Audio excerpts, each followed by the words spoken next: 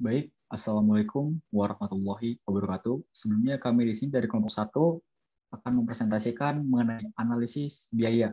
Kami di sini juga berterima kasih kepada Pak Bagas dan Bu Lantika selaku dosen pengampu mata kuliah pengantar rekayasa dan desain kelas 76 SAPPK Kampus Cirebon dan juga kepada asisten dosen Kak Putu dan Kak Japran yang sudah membimbing kami hingga kami bisa menyusun presentasi kali ini. Kelompok kami terdiri dari 6 anggota. Yang pertama Andis Devin Irianto, Amelia Alnasarasna, Anargia Samika, Dia Ayukinasi, Julius Christian Eliezer, dan Nafi Akbar. Outline yang akan kami bawakan pada presentasi kali ini ada 8 yang akan membahas mengenai latar belakang, fixed cost, variable cost, cash flow, proyeksi produksi, break-even point, lampiran, dan kesimpulan. Latar belakangnya sendiri, setelah mengetahui kondisi pasar dengan analisis pasar, maka perusahaan harus mengetahui keadaan biaya yang keluar maupun yang masuk, untung, rugi, ataupun seimbang dengan analisis biaya. Analisis biaya merupakan salah satu dari keempat jenis penilaian ekonomi. Analisis biaya berfokus pada biaya penerapan program tanpa mempedulikan hasil utamanya. Analisis biaya merupakan langkah penting pertama sebelum melakukan penilaian ekonomi lainnya untuk menentukan kesesuaian. Fixed cost atau biaya tetap adalah istilah untuk biaya yang tidak berubah atau tidak dipengaruhi oleh peningkatan maupun penurunan jumlah produk dan jasa yang diproduksi atau dijual. Jenis-jenis biaya tetap ada dua. Yang pertama ada committed fixed cost dan yang kedua ada discretionary fixed cost. Oke. Untuk fixed cost-nya sendiri kita mengambil 5 variabel yaitu biaya promosi, biaya tenaga kerja, biaya utilitas, biaya properti, dan biaya sewa. Untuk biaya promosi, bagian dari biaya penjualan yang dikeluarkan oleh wajib pajak dalam rangka memperkenalkan dan atau mengajukan pemakaian untuk produk baik langsung maupun tidak langsung untuk mempertahankan dan atau meningkatkan penjualan. Biaya tenaga kerja merupakan nilai penting yang diperhitungkan oleh profesional keuangan dan akuntansi untuk menentukan harga langsung dan tidak langsung yang dibayarkan perusahaan untuk tenaga kerja. Biaya utilitas adalah biaya penggunaan berbagai utilitas seperti listrik, gas, tagihan telepon, tagihan internet, dan lainnya yang relatif konstan tiap bulannya. Pajak properti merupakan setiap bisnis yang dilakukan pasti akan dikenakan pajak oleh pemerintah dan biaya tersebut masuk ke dalam biaya tetap. Terakhir, biaya sewa merupakan biaya yang perlu dikeluarkan perusahaan karena pihak perusahaan melakukan peminjaman, misalnya menyewa ruang untuk menjalankan bisnisnya. Fixed cost merupakan biaya tetap yang dikeluarkan oleh perusahaan yang biasanya tidak mengalami perubahan.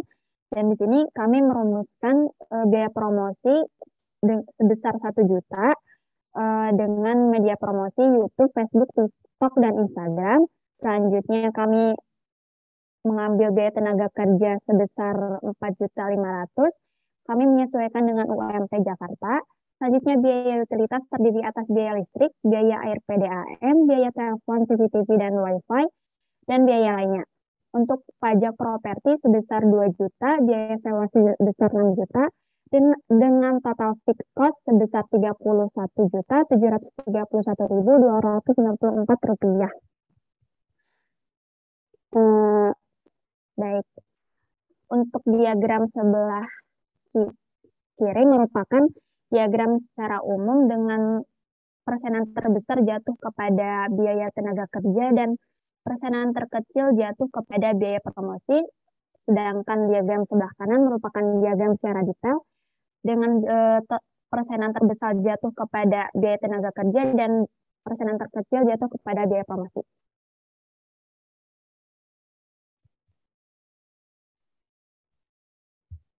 Baik, selanjutnya merupakan variable cost. Definisi dari variable cost sendiri adalah jenis biaya yang berlawanan dengan biaya tetap atau fixed cost yang telah dijelaskan sebelumnya. Jenis-jenis variable cost dapat dibedakan menjadi 2. Yang pertama adalah biaya variabel teknis, dan yang kedua adalah biaya variabel diskresioner. Next. Berikut ini merupakan rincian variable cost yang disajikan dalam bentuk tabel. Variable cost produk kami terdiri dari material cost sebagai biaya daftar bahan yang digunakan dalam pembuatan produk seperti yang terlihat pada tabel berikut ini, dan packing cost sebagai biaya pelindung produk yang terdiri dari bubble wrap seharga 2.500 dan kardus box custom sebesar 2.510. Untuk informasi lebih lanjut mengenai packing cost akan dijelaskan pada bagian lampiran. Baik, berikut ini merupakan pie chart dari variable cost.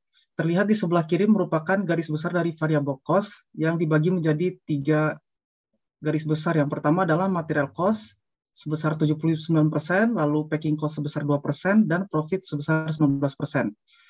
Selanjutnya di sebelah kanan merupakan pie chart dari rincian variable cost tersebut yang telah dipecah dari material cost dan bahan-bahan yang digunakan untuk pembuatan produk. Next. Cash flow. Cash flow adalah suatu laporan arus kas yang di dalamnya terdapat pemasukan dan pengeluaran perusahaan dalam periode tertentu. Jenis aliran cash flow yang pertama ada cash inflow, yaitu aliran arus kas yang dimana berisi tentang semua transaksi yang memberikan pemasukan terhadap perusahaan. Dan yang kedua ada cash outflow, yaitu aliran arus kas yang isinya berbagai macam transaksi yang bisa memunculkan beban pengeluaran kas perusahaan. Untuk perkiraan biaya awal kita, yaitu harga pokok barang dikali jumlah produksi awal ditambah fixed cost dengan harga 98.250.294. Untuk bulan pertama kita memiliki keuntungan yaitu 1.899.706. Bulan kedua ada di 5.049.706. Yang bulan ketiga yaitu di 11.349.706. Bulan keempat yaitu 17.649.706. Bulan kelima yaitu 23.949.706. Dan bulan keenam yaitu di 30.249.706. Di bulan ke-7 kita memiliki keuntungan yaitu 36.549.706. Di bulan ke-8 yaitu 42.849.706.000. Di bulan ke-9 yaitu 49.149.706. Di bulan ke-10 yaitu ada di 55.449.706. Bulan ke-11 ada di 61.749.706. Di bulan ke-12 yaitu 68.049.706. Dan bulan ke-13 yaitu ada di 74.349.706. Untuk proyeksi produksi pendapatan, yaitu proyeksi pendapatan adalah perkiraan beberapa banyak uang yang akan dihasilkan perusahaan selama periode waktu tertentu.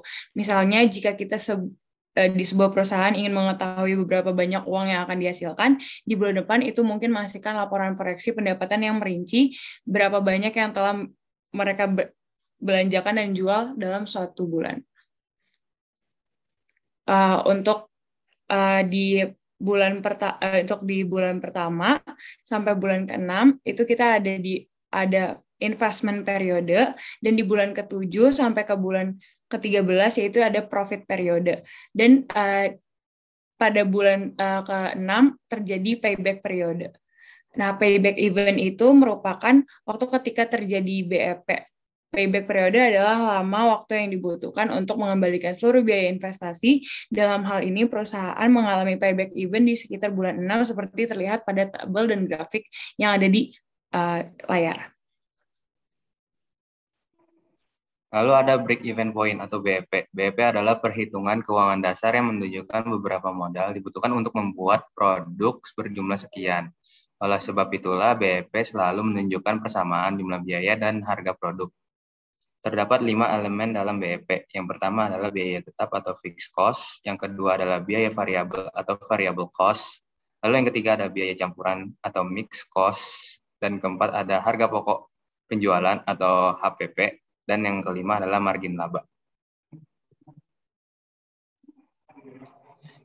Di dalam break-even point atau BEP terdapat 4 garis. Terdapat warna garis biru yaitu cost line, lalu warna orange itu revenue line, Yang warna abu dengan rata itu fixed cost, lalu garis berwarna kuning itu variable cost. Lalu di sini terdapat gambar grafik dan sebuah rumus dari BP. Lalu di sini ada grafik BP yang menunjukkan suatu loss pada bagian paling kiri bawah. Lalu terdapat tanda BP yaitu menunjukkan payback. Lalu yang dengan grafik menuju ke atas itu terdapat profit. Lalu di sini ada rumus BP rupiah dengan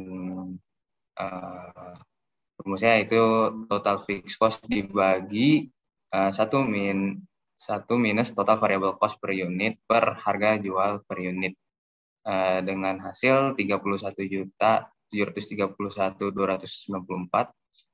dibagi 1 dikurang 262.000 per 325.000.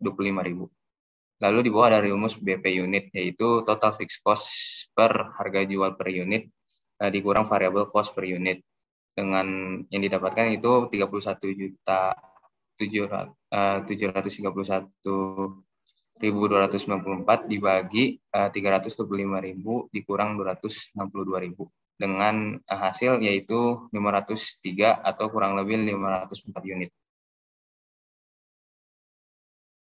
Selanjutnya, berikut merupakan tampilan dari kemasan produk kami yang berbahan dasar kardus dengan panjang 25 cm, lebar 15 cm, dan tinggi 5 cm, dilengkapi dengan logo produk di bagian atas box dan tagline produk di bagian depan box.